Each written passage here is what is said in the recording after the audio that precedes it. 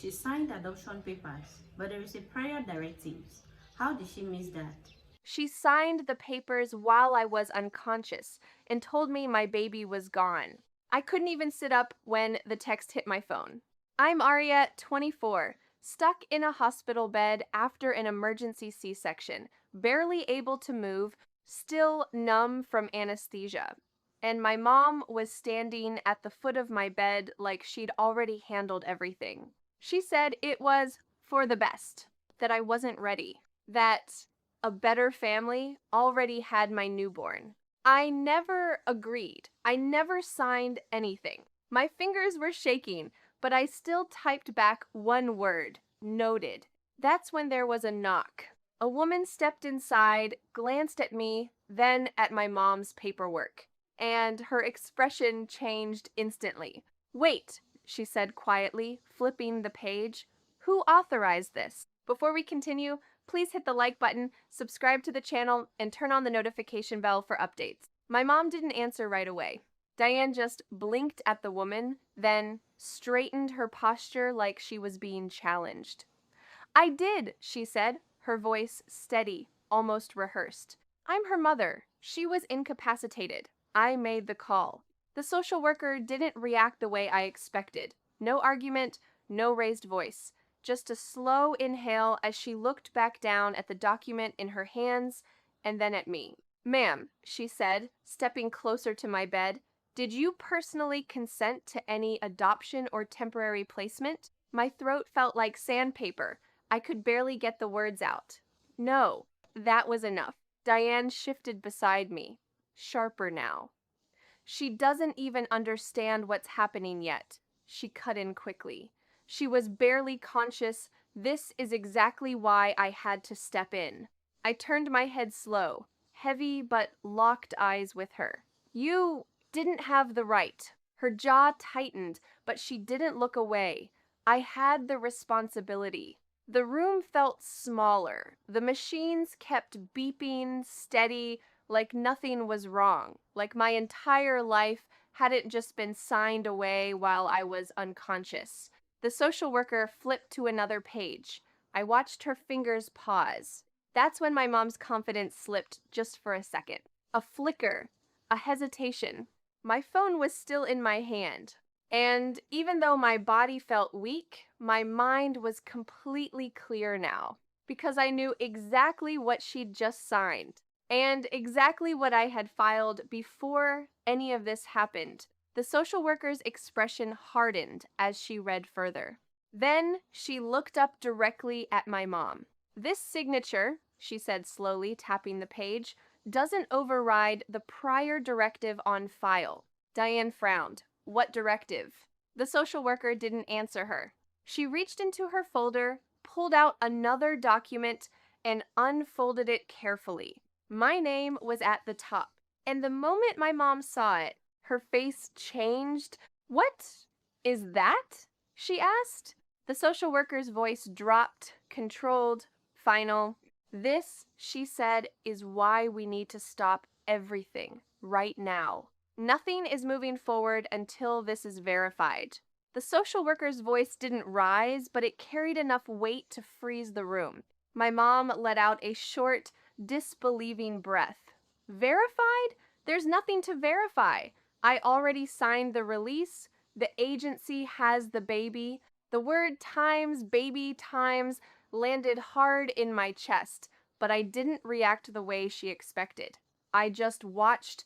The social worker didn't look at her. She kept her eyes on the document with my name on it, scanning line by line like she was looking for something very specific. When exactly did you sign these? She asked. About an hour ago, my mom replied quickly.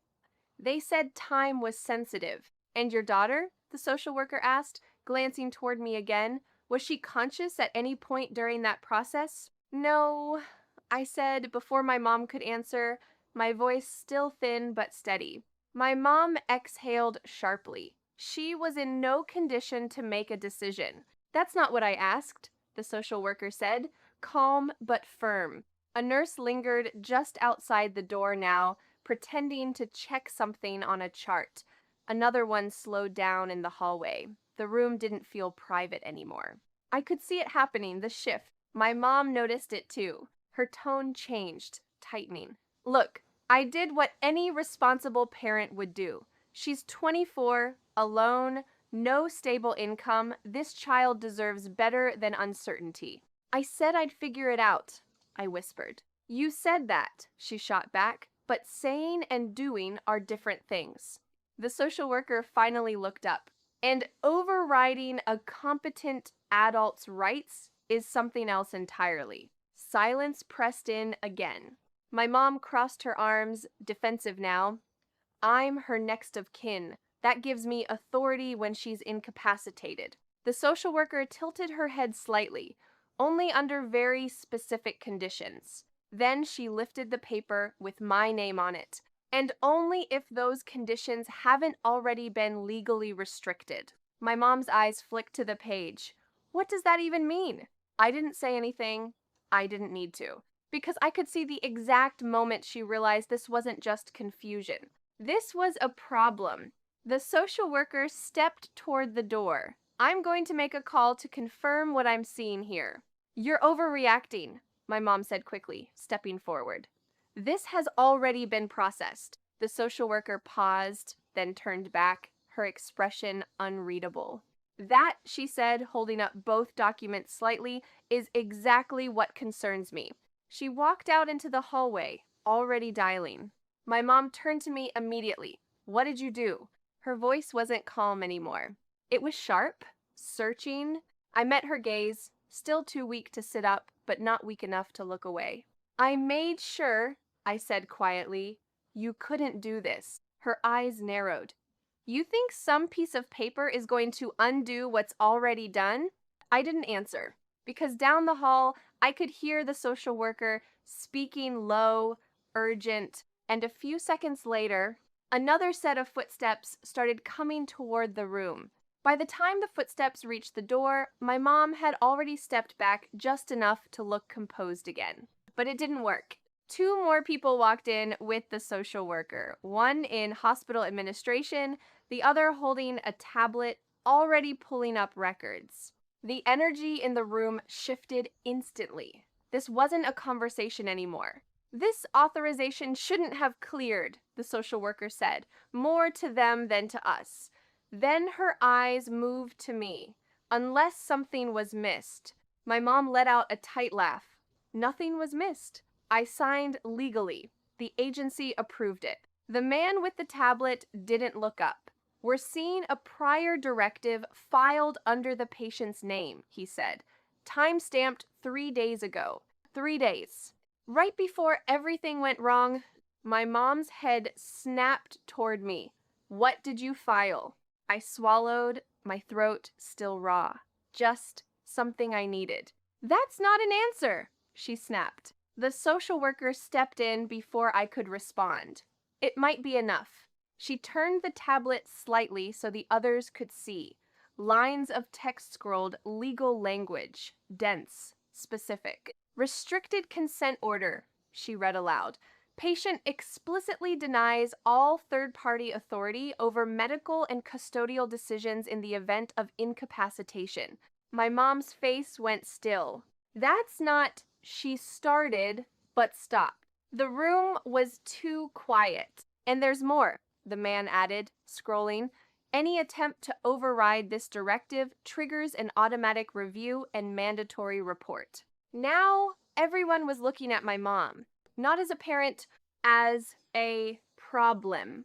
She straightened again, but it looked forced this time. She didn't know what she was doing when she signed that, she said quickly. She's been emotional this entire pregnancy. I knew exactly what I was doing, I said. My voice was still weak, but it didn't shake. The social worker studied me for a second longer than before.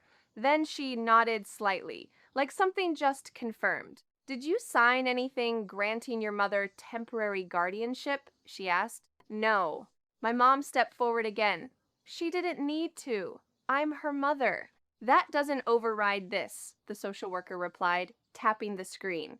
My mom's composure cracked just a little. You're making this bigger than it is. The baby has already been placed. Placed? Like it was done. Final. I felt something twist in my chest, but I held it down. The man with the tablet paused, then looked up. The transfer is showing as pending verification. What? My mom said. He turned the screen slightly toward the social worker. It hasn't fully cleared. For the first time, uncertainty hit her clear, visible. That's not possible, she said. They told me. They told you what? The social worker asked quietly. My mom didn't answer because right then the social worker reached into her folder again and pulled out the full printed version of my directive. She flipped to the last page, then slid it across slightly, just enough for my mom to see the bottom section. My signature, a seal, and a clause highlighted in bold. The social worker's voice dropped. Precise. Then you just signed something you didn't read. For a second, nobody moved. The machines kept beeping. The hallway noise faded. Everything in the room narrowed down to those two documents sitting side by side. My mom's signature and mine. The social worker placed them flat on the table between us. These were executed less than an hour apart, she said. One assumes authority, the other removes it entirely. My mom stared at the page like it might change if she looked long enough. I was told I could sign, she said, quieter now. They said as next of kin. They were wrong, the man with the tablet cut in. Or, they didn't see this. He tapped my directive. My mom's eyes flicked to me again, sharper this time. You planned this? I didn't answer right away. My body still felt heavy, but my head was clearer than it had been all day. I prepared, I said. For what? She demanded. For me? The social worker stepped forward before I could respond. Let's stay focused, she said. Right now, we need to determine the status of the child. That word again times status, like my baby was a file. The man scrolled quickly. The placement request was initiated, he said, but flagged automatically before completion. It's currently on hold pending departmental review. My mom shook her head. No, they took the baby. I watched them take her. Taken for transfer is not the same as legally placed, the social worker replied. That distinction hung in the air. Not placed. Not final. My chest tightened, but this time it wasn't panic. It was something sharper. Controlled. The social worker turned another page of my directive, her finger stopping midway down. This section, she said, revokes all third-party medical and custodial decision-making authority during any period of patient incapacitation. She glanced at my mom. And it doesn't make exceptions. My mom's voice dropped. I was protecting her. From what? The social worker asked. There was no anger in it, just a question. My mom opened her mouth, then closed it, because there wasn't an answer that worked anymore. The man with the tablet spoke again, more formal now. This also triggers mandatory reporting of any attempted override. That process has already started. My mom looked around the room at the staff, at the door, at me. The balance had shifted. Not completely, but enough. It's already done, she said suddenly, her voice rising just slightly. The baby is gone. Silence followed. I looked straight at her. No, I said quietly. It isn't. She frowned, confused now, not certain. That's when the social worker picked up the phone again. Her expression didn't change as she dialed. But when someone answered, her voice did. Clear, direct. Hi, this is regarding a flagged custodial transfer, she said. Yes, room 214. She paused, listening. Then her eyes moved back to my mom. Call the department, she said, covering the receiver for just a second. Now. Everything moved fast after that, but not in a chaotic way. In a controlled, procedural way. Like a system correcting itself. The social worker stayed on the phone, speaking in short, precise sentences. The man with the tablet stepped into the hallway, coordinating with someone else. Within minutes, the room filled with a quiet kind of authority, people who weren't reacting emotionally, just following what the documents required. My mom stood still near the foot of the bed, her arms no longer crossed, just hanging at her sides. "What's happening?" she asked, but no one answered her directly, because now they weren't asking her anything. They were verifying me. The social worker ended the call and turned back toward us. "The transfer was intercepted before final intake," she said. "The child is still within hospital-affiliated custody." My chest tightened, but this time it broke into something else. Air. "They didn't complete the adoption?" I asked, my voice barely above a whisper. "No," she said. "It was flagged before it could be finalized." Then she looked at my mom. "Because of the directive your daughter filed, that landed fully." My mom's lips parted slightly, but nothing came out. The social worker continued, steady and clear. "The form she signed 3 days ago revoked any third-party authority over her medical or custodial decisions during incapacitation. It also required independent verification for any attempted transfer." She gestured lightly toward the papers. "You signed documents that directly violated that order." My mom shook her head, slower this time. "I didn't know." "That doesn't change the outcome," the man with the tablet said as he re-entered. "It just explains how it happened." Silence pressed in again, not tense this time. "Final." I let my head sink slightly back into the pillow, staring at the ceiling for a second as everything caught up to me. She wasn't gone. My baby wasn't gone. "I want to see her," I said. The social worker nodded immediately. "They're arranging that now. As soon as you're cleared medically, she'll be brought to you." Tears slid sideways into my hairline before I even realized I was crying. Not loud, not dramatic. Just quiet relief. Across the room, my mom finally moved one step closer. "Arya, I was trying to help you." I turned my head toward her slowly. "No," I said. "You were trying to decide for me." She flinched slightly. "I wasn't ready," she said, softer now. "You're not ready. You don't get to make that call." I cut in, my voice still weak but steady. The room stayed quiet. No one interrupted, because there was nothing left to mediate, only consequences. The man with the tablet spoke again, this time more formal. "There will be a full review of the authorization process," he said, "including how these documents were accepted." He glanced briefly at my mom. "And your involvement will be part of that report." She didn't argue this time, didn't defend herself. She just nodded once, like the weight of it had finally settled in. A nurse stepped in gently a few minutes later, her tone softer than anyone else's had been all day. "We're ready," she said to me. Everything in me tightened again, but differently now. Anticipation. They adjusted my bed slightly, helped me sit up just enough. My arms still felt weak, but I forced them to move. Then the nurse placed her in my arms. Small, warm, real. For a second, I just stared like my brain needed proof. Then I exhaled, and everything else in the room faded. No paperwork, no arguments, no voices. Just her. Behind me, I could feel my mom still standing there, but distant now, like she didn't belong in this moment anymore. I didn't look up. I didn't need to, because for the first time since I woke up, everything was exactly where it was supposed to be.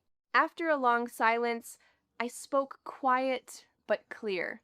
"You signed the papers." I adjusted my grip slightly, holding my daughter closer, but I made sure they meant nothing. No one responded, and this time, no one needed to. So was this control or panic?